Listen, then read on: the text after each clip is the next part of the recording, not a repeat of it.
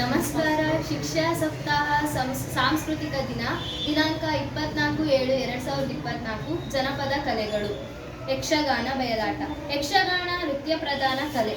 ಪ್ರಾರಂಭದಲ್ಲಿ ದೇಸಿ ಕಲೆಯಾಗಿದ್ದು ಅನಂತರ ಶಾಸ್ತ್ರದ ಚೌಕಟ್ಟಿಗೆ ಒಳಪಟ್ಟಿದೆ. ಇದು ಪ್ರೇಕ್ಷಕರನ್ನು ಮಂತ್ರಮುಗ್ಧರನ್ನಾಗಿಸುವ ಅಪೂರ್ವ ಶಕ್ತಿಯುಳ್ಳ ಕಲೆ. ಯಕ್ಷಗಾನದಲ್ಲಿ ಮುಖ್ಯವಾದ 3 ಶೈಲಿಗಳು ತೆಂಕುತಿಟ್ಟು, ಬಡಗುತಿಟ್ಟು ಮತ್ತು ಬಡಬಡಗುತಿಟ್ಟು. ಸಂಪ್ರದಾಯದ ಧಾರ್ಮಿಕ ವೀರನೃತ್ಯ. ಸಾಮೂಹಿಕ ನೃತ್ಯವನ್ನೊಳಗೊಂಡ ಕರ್ನಾಟಕದ ಜನಪದ ಕಲೆ. ಇಬ್ಬರಿಂದ 30 ಮಂದಿ ಇದರಲ್ಲಿ ಭಾಗವಹಿಸುತ್ತಾರೆ. ಪಂಚವಾದ್ಯಗಳಾದ ತಾಳ, ಶ್ರುತಿ, ಚಮಾಳ, ಓಲಗ, ಕರಡೆ ಬಳಕೆಯಾಗುತ್ತವೆ.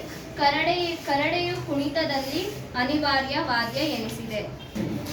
ಕಂಸಾಳೆ. ದಕ್ಷಿಣ ಕರ್ನಾಟಕದ ಜನ ದೀಪಾವಳಿ ಹಬ್ಬದ ಸಂದರ್ಭದಲ್ಲಿ ಮಹದೇಶ್ವರನ ಕಾವ್ಯವನ್ನು ಹೀಗೆ ಹಾಡುತ್ತಾ ಕಂಸಾಳೆಯೊಂದಿಗೆ ಕುಣಿಯುತ್ತಾ ಮಹದೇಶ್ವರನ ಬೆಟ್ಟಕ್ಕೆ ಹೋಗುವುದು ವಾಡಿಕೆ.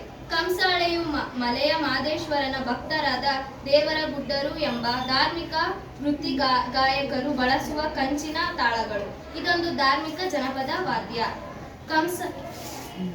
ಕಾಂಸತಾಳ್ಯ ಎಂಬ ಪದದ ತದ್ಭವ ರೂಪವೇ ಕಂಸಾಳೆ. ದೇವರು ಗುಡ್ಡರು ಇದನ್ನು ಬಿರುದು ಎಂದು ಕರೆಯುವರು. ಸಾಧಾರಣ ಬಟ್ಟು ತಾಳಗಳಿಗಿಂತ ಕಂಸಾಳೆ ಗಾತ್ರದಲ್ಲಿ ದೊಡ್ಡದು. ಡೊಳ್ಳು ಕುಣಿತ. ಡೊಳ್ಳು ಕುಣಿತ ಜನಪದ ಕಲೆಗಳಲ್ಲಿ ವಿಶಿಷ್ಟವಾದುದು. ಇದು ವಾದ್ಯ ಪ್ರಧಾನ ಕಲೆ. ವೀರೇಶ್ವರ ಸಂಪ್ರದಾಯಕ್ಕೆ ಸೇರಿದ ಹಾಲುಮತ ಸಮುದಾಯದ ಕುಣಿತ. ಡೊಳ್ಳು ಚರ್ಮವಾದ್ಯ.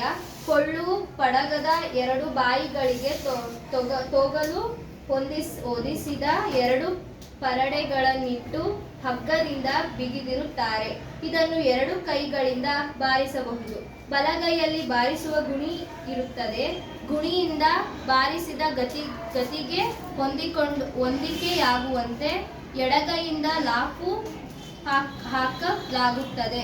ಬರಮ ದೇವರ ಬ್ರಹ್ಮ ಪಲ್ಲಕ್ಕಿ ಉತ್ಸವ ಕಾಲಕ್ಕೆ ಡೊಳ್ಳು ಬಾರಿಸುತ್ತಾರೆ. ಸಾಮಾನ್ಯವಾಗಿ ಡೊಳ್ಳು